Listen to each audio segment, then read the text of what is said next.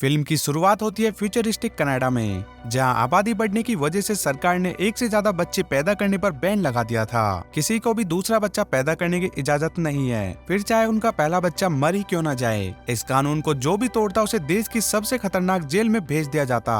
Canada और US के border पर बहुत टाइट सिक्योरिटी थी, जहाँ से पूरी तरह से लेकर ही लोगों को आगे जाने दिया जाता था। वहीं एक कार में जॉन ब्रेनिक नाम का, जो कि एक फौजी हुआ करता था, अपनी पत्नी कैरन के साथ था। कैरन ने अपने कोट के नीचे एक मैग्नेटिक वेस्ट पहनी हुई थी। असल में वो प्रेग्नेंट है और यहाँ से दूर जाकर अपने दूसरे बच्चे को जन्म देना चाहती है। इस वेस्ट की मदद से चेकिंग के दौरान उसकी असलियत बाहर नहीं आएगी। जब फौजी उनके सामान की तलाशी ले रहे थे तो एक लड़की को प्रेग्नेंट होने की वजह से अरेस्ट कर लिया गया, जिससे कैरन और भी ज्यादा डर गई। लेकिन उसकी पहनी हुई मैग्नेट वेस्ट ने उसे बचा लिया। उनके बाहर आने के बाद एक फौजी की नजर मैग्नेटिक वेस्ट पर गई और कई सिपाहियों ने पकड़ने के लिए उनके पीछे भागने लगे। जॉन ने अपने बच्चे और उसकी पत्नी को बचाने के लिए कैरन को वहां से भाग जाने को कहा, जबकि वो वहीं रुककर सैनिकों को रोके रखेगा। इसके बाद जॉन को बंदी बनाकर बाकी कैदियों के साथ एक जेल में लाया जा रहा था, जिस जेल का नाम था फोर्ट्रेस। यह देश की सबसे हाई टेक्नोलॉजी वाली जेल है, जिसे एक रेगिस्तान के बीचों बीच बनाया गया था। वहाँ से किसी का बच निकलना नामुमकिन था। जब कैदी अंदर पहुंचे तो गार्ड्स ने उन्हें पूरी तरह नंगा करके उनकी चेकिंग की। इसके बाद सभी कैदियों के कमरे में ले जाकर उनके पेट में हाईटेक ट्रैकर डाल दिया गया।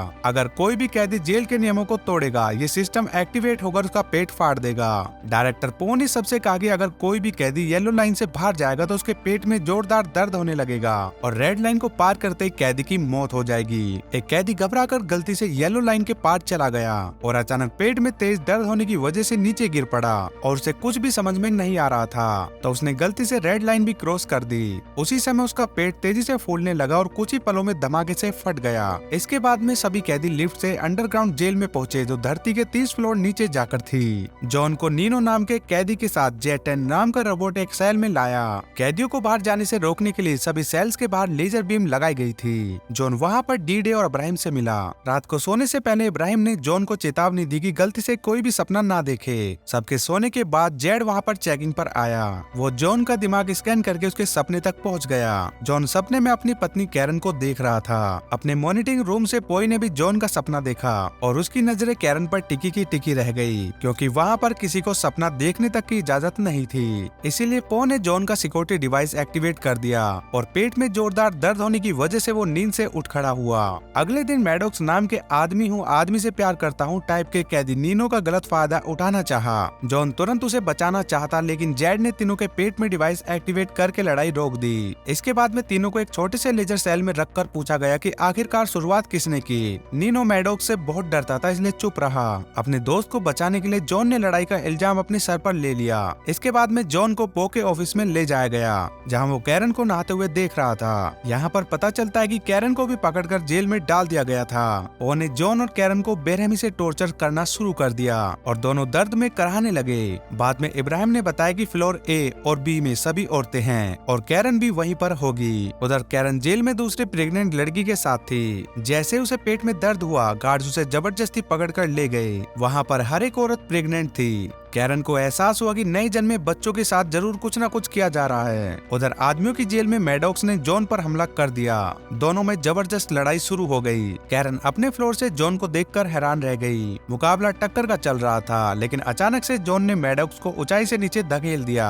मैडॉक्स ने किसी तरह किनारे को पकड़कर अपनी जान बचाई। पो ने ऑफिस से जॉन को ऑर्डर दिया कि मैडॉक्स को खत्म कर दे, लेकिन जॉन ने उसकी बात न मानते हुए मैडॉक्स की जान बचा ली। गुस्से में पो ने मैडॉक्स के पेट में लगे डिवाइस को एक्टिवेट कर दिया, जिससे उसका पेट धमाके से फट गया। इससे पहले कि गार्ड उसे पकड़कर ले जाते, जॉन ने बड़ी चालाकी से मैडॉक्स का सिक्योरिटी डिवाइस नीनो को दे दिया। इसके बाद कैरन को एक कमरे में लाया गया, जहां जॉन एक बहुत बड़ी गोल्ड मशीन पर बंधा हुआ था। इस कमरे का नाम है माइंड वाइड चैम्बर। उन्होंने कैरन को जॉन को समझाने के लिए भेजा था, लेकिन कुछ ही देर बाद गार्ड्स उसे खींचकर बाहर ले गए। अब मशीन जोर जोर से घूमने लगी, जिससे जॉन के दिमाग में गड़बड़ी शुरू हो गई। और दोस्तों, पो का ऑर्डर ना मानने की सजा थी। जॉन के दिमाग में उसकी ट्रेनिंग के दिनों और शादी की पुरानी यादें घूमने लगी। 3 दिन बाद पो ने कैरन को अपने ऑफिस में बुलाया। वो समझ नहीं पा रहा था कि आखिर जॉन 3 दिन से उस मशीन पर कैसे टिका हुआ है, जबकि ज्यादातर लोग 1 घंटे के भीतर ही मर जाते हैं। पो ने कैरन से कहा कि अगर वो जॉन को तलाक देकर उसकी हो जाए तो वो जॉन और उसके होने वाले बच्चे दोनों को रिहा कर देगा। अपने पति और होने वाले बच्चे के बारे में सोचकर वो ना चाहते हुए भी राजी हो गई। जब जॉन अपने सेल में पहुंचा तो वो एक जिंदा लाश बन चुका था। वो किसी से कोई बात नहीं करता, यूं ही गुमसुम सा पड़ा रहता, यहाँ तक कि उसे किसी भी तरह का कोई भी दर्द महसूस होना बंद हो गया था। कैरन अब पो के साथ में रहने लगी। एक रात उसने देखा कि पो एक कुर्सी पर कई सारी तारें अपने शरीर से जोड़कर बैठा है। यहाँ पर हमें पता चलता है कि पो को मॉडिफाई करके एक एडवांस ह्यूमन बनाया गया था। उसे ना तो कुछ खाने पीने की जरूरत है और ना ही सोने की, बस महीने में एक बार ये तार जोड़कर अमीनो एसिड लेना ही उसकी खुराक है। जेल में पैदा होने वाले बच्चों के साथ भी यही किया जाता है। बहुत से ऑपरेशन करके उन बच्चों को एडवांस ह्यूमन बना दिया जाता है ताकि एक दिन पूरी धरती आम इंसान और भूख प्यास से आजाद हो जाए। ये सुनते ही कैरन के होश उड़ गए।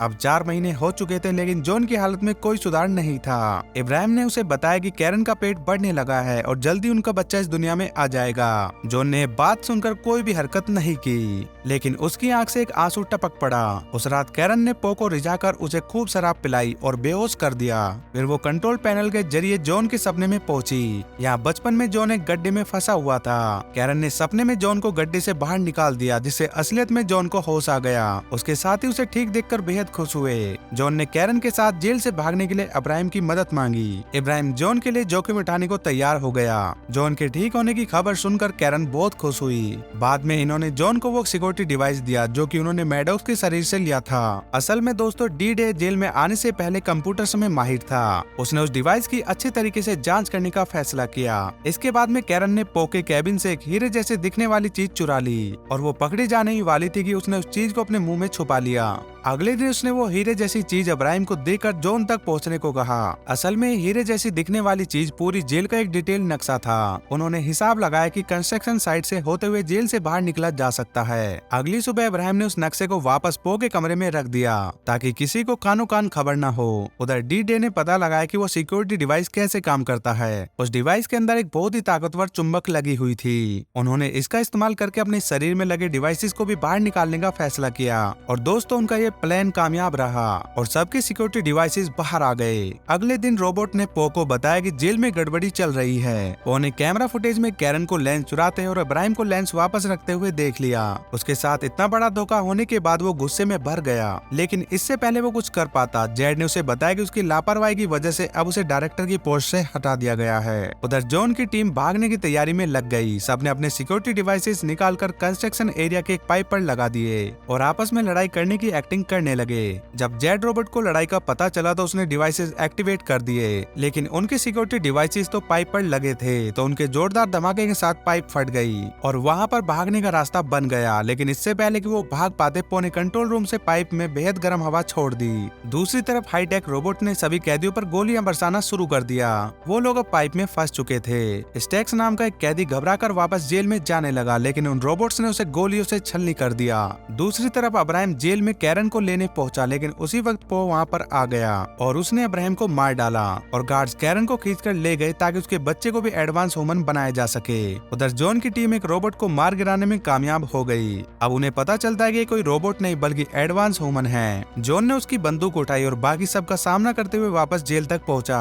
आखिरकार सब एक लिफ्ट में चढ़कर ऊपर जाने लगे। उन्होंने पो के कैबिन में जाकर कैरन को ढूंढा। तभी जॉन की नजर स्क्रीन पर पड़ी जहाँ डॉक्टर उसके और कैरन के बच्चे को जबरदस्ती बाहर निकाल रहे थे। जॉन ने पो को धमकाते हुए कहा कि ऑपरेशन बंद करवाइए, लेकिन पो अब डायरेक्टर ही नहीं था, इसलिए उसकी कोई नहीं सुनेगा। तभी एक रोबोट ने उन्हें पहचान कर उन पर हमला बोल दिया, लेकिन सभी कैदी ऐन मौके पर हट गए और सीधी गोली पो को लगी। उसके मरने के बाद में डी-डे ने कंट्रोल पैनल से डॉक्टर्स को रोकने की कोशिश की, लेकिन ऐसा करने से पहले एक सिपाही ने उसे गोली मार दी। जॉन ने अपने दोस्त की मौत का बदला लिया और डी-डे ने अपनी बची कुची ताकत से पूरी जेल की बिजली का ही सिस्टम बंद कर दिया। डॉक्टर रुक गए और सिक्योरिटी सिस्टम भी बंद हो गया, जिससे फायदा उठाकर सारे कैदी जेल से भाग गए। अब सिर्फ जॉन और नीनो वहाँ पर बचे थे। वो कैरन को बचाने पहुंचे और डॉक्टर से छुड़वाकर उसे जेल के ट्रक में भगा ले गए। वो तीनों मैक्सिको का बॉर्डर क्रॉस करके ही रुके। अब कैरन बच्चे को जन्म देने ही वाली थी, लेकिन जेल का ट्रक अचानक अपने आप चलने लगा और पता चलता है कि ट्रक को अब भी जेल से कंट्रोल किया जा रहा था। उसने नीनो को कुचलकर मार डाला। जॉन उसका सामना करने बाहर गया, जबकि कैरन झोपड़ी में तड़प रही थी। जॉन ने ट्रक को धमाके से उड़ा दिया, लेकिन बदकिस्मती से वो ट्रक झोपड़ी से जा टकराया और कैरन भी मलबे के नीचे फंस गई। जॉन घबराकर अपनी पत्नी को ढूंढने लगा, लेकिन वो सही मौके पर वहां से निकल गई थी और दोस्तों वो बिल्कुल सुरक्षित थी और उसके हाथ में एक प्यार प्यारा सा बच्चा था। आखिरकार जॉन और केरन ने अपने बच्चे को बचाने में कामयाब हो ही गए। और दोस्तों, तुम अपने माँ बाप को कितना प्यार करते हो, कमेंट में एक लाइन तो बनती है। और एडवांस में सभी को हैप्पी क्रिसमस। मिलते हैं फिर किसी और वीडियो में, तब तक के लिए till then take care, bye bye, love you.